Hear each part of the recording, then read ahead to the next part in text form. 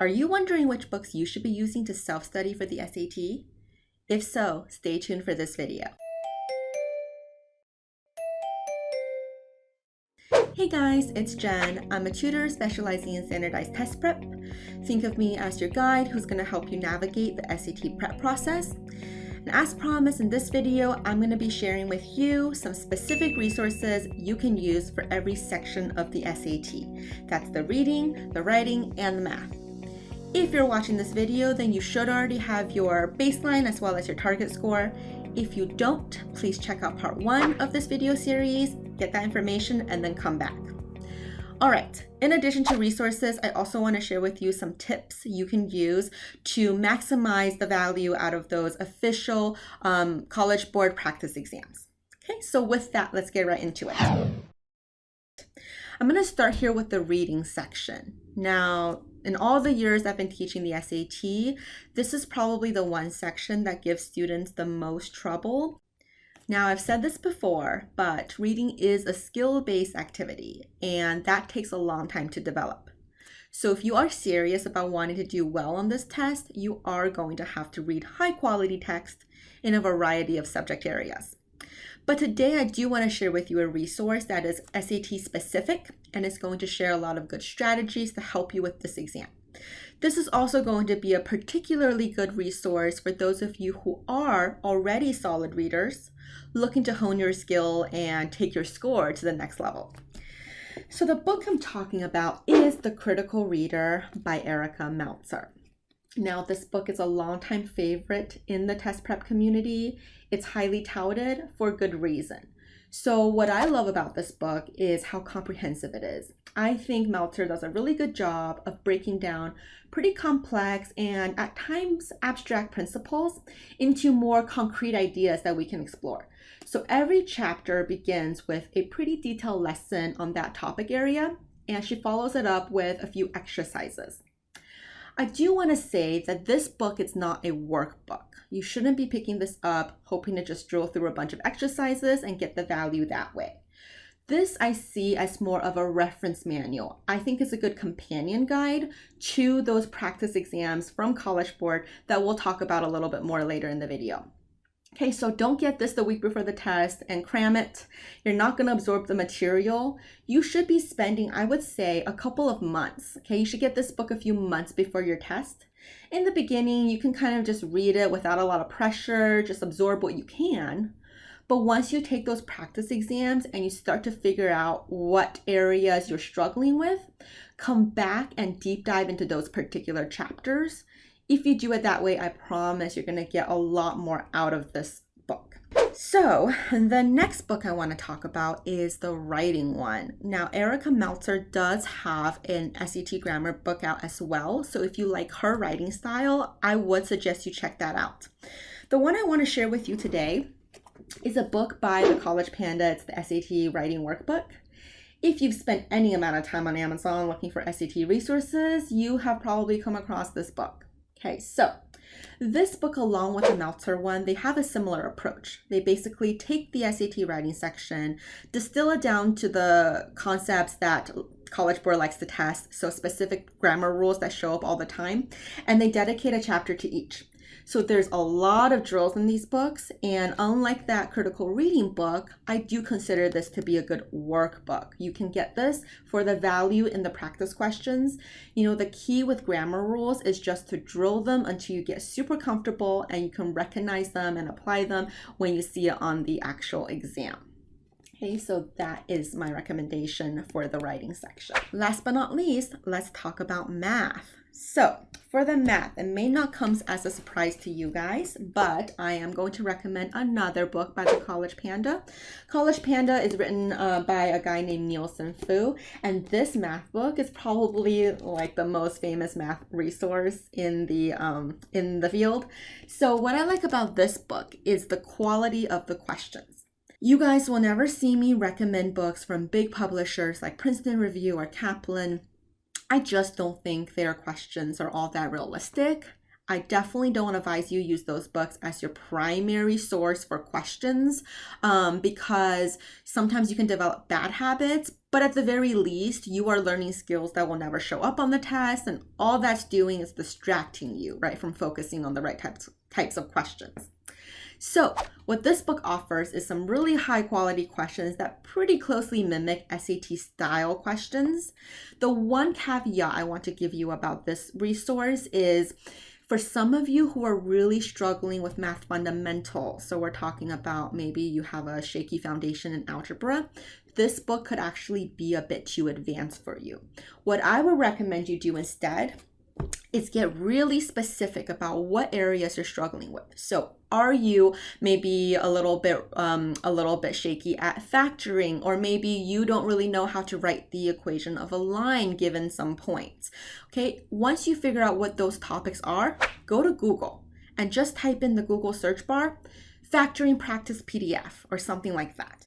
And what you'll see is a bunch of worksheets on that particular area that you can then practice to get your skills really solid. One resource I really like that you'll probably come across if you do that kind of search is Kuta software, Kuta. I actually use this with quite a few of my students who need to drill some fundamentals. The thing I like about that is there's no tricks. They're not trying to trick you with the questions. It's really straightforward. But all they're getting you to do is to really drill the mechanics, get really comfortable with the mechanics behind how to do these problems. So you can then come back to a book like this and get way more out of it. Okay, if you do it that way, you're also going to avoid burning out early or feeling too discouraged and giving up. So that's the process I want you to use.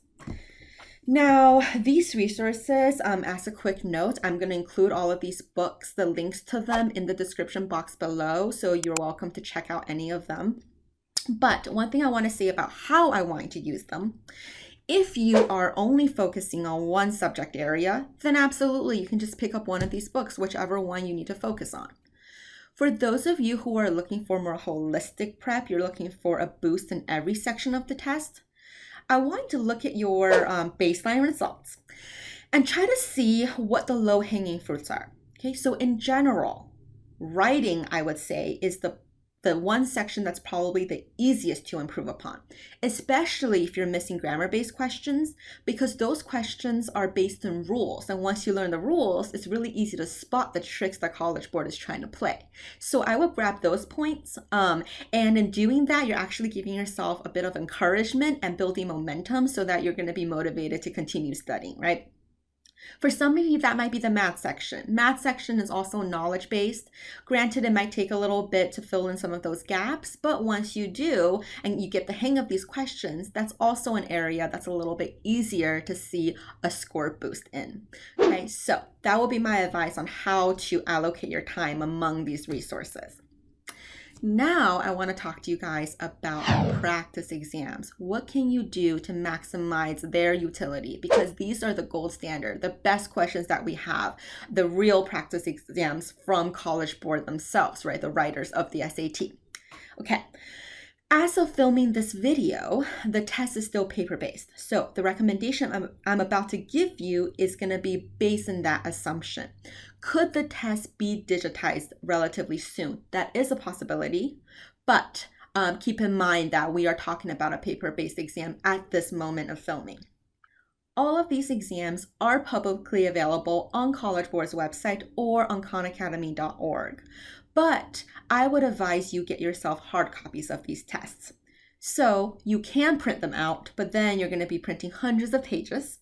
So I would actually recommend you just pick up a copy of that big blue book from College Board. I would show you my copy, but it's super beat up. So I'm just going to put an image right here. But you guys know what it looks like, right? It's that massive blue book. You really can't miss it. Okay, so get yourself a copy of the book so you can take these exams for practice with a pencil. All right, so as you're going through these tests, what I would recommend, just like with our baseline exam, as much as possible, I want to encourage you to treat it like the real thing. So if at all possible, get yourself a proctor. If that's not possible, just time yourself. Be very diligent about it. When you're taking this test, please, please, please have your phone put away. Don't have it anywhere near you, have it in a different room. I don't want you during this 3.5 hours to be distracted at all by your phone. I need you to focus on the exam at hand. And as you're taking this test, inevitably you're going to come across problems that you're not sure about. Anytime that happens, circle the problem. It really doesn't matter whether you get it right or wrong. What matters more is you start to understand what's causing the confusion. So we're going to dive into that a little bit more when we talk about the analysis part. Also, as you're going through the reading, if you have any words that you're not sure about, you don't know what they mean, also make a note of it, circle those words. You're going to come back later and define them and learn them, right?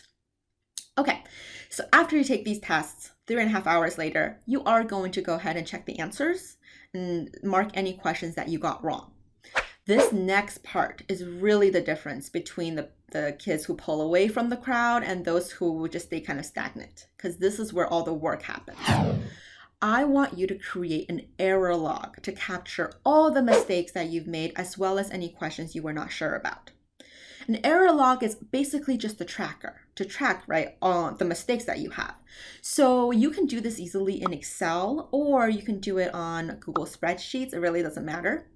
But at the minimum, you need to capture a few pieces of information. So you need to say what test number, section number, question number, this question that you missed came from.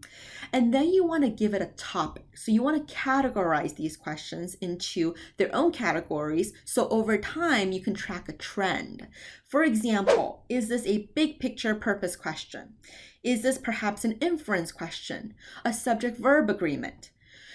Part of the challenge is coming up with terminology, 1 to 2 words, that's going to essentially capture the mistake so that it speaks to you, it makes sense to you. Okay, so you're going to do that for every question on every exam. The good thing I like about these spreadsheets is that you can filter. So you can see, for example, subject-verb agreement, how many times am I missing these questions? And the goal is over time for that number to decrease. The last thing you're going to want to do is add a column for the explanations. And in this part, you're going to capture a few crucial pieces of information. The first thing you're going to want to talk about is the answer that you chose and why you chose it, the original thought process that leads you to believe that that was the best one. Then you're going to want to look at the answer and come up with an explanation for why that's actually the best answer. You don't want to just say, oh, I made a silly mistake or I misunderstood the question. You need to get to the root cause of what's causing you to make these mistakes. And the best way you can do that is to get really specific about what went wrong. You'll want to, if let's say you misunderstood the question, was it a vocabulary issue? And if so, you're going to define the word and learn it. But whatever the reason is, you want to be very honest and very thorough so that it can really pay off in the long run. Alright guys, so there you have it, the comprehensive SAT self-study guide. I really hope you found that helpful, and if you did, please give this video a like. If you want more content like this in the future, please subscribe and click that notification bell, and I'll see you guys soon. Bye!